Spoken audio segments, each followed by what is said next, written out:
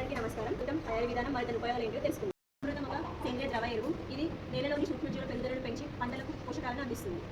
తయారీ కోసం మనకి 20 లీటర్ల నీళ్లు, 2 లీటర్ల ఆవు మూత్రం, 2 కిలోల ఆవు పేడ మరియు 400 గ్రాముల బెల్లం, 400 గ్రాములు శనగపిండి, 100 గ్రాములు మట్టి కావాల్సి ఉంటుంది.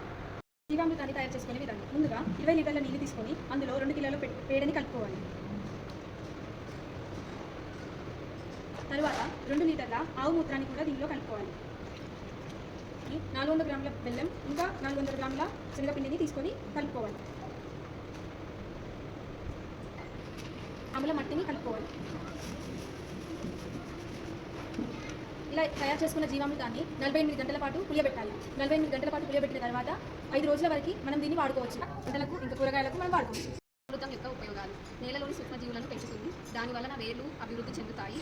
పంటల యొక్క పెరుగుదల మరియు నాణ్యతని పెంచుతుంది, నేల సారాన్ని పెంచుతుంది, రసాయనాల యొక్క అవసరాన్ని తగ్గిస్తుంది, పర్యావరణాన్ని కూడా రక్షిస్తుంది.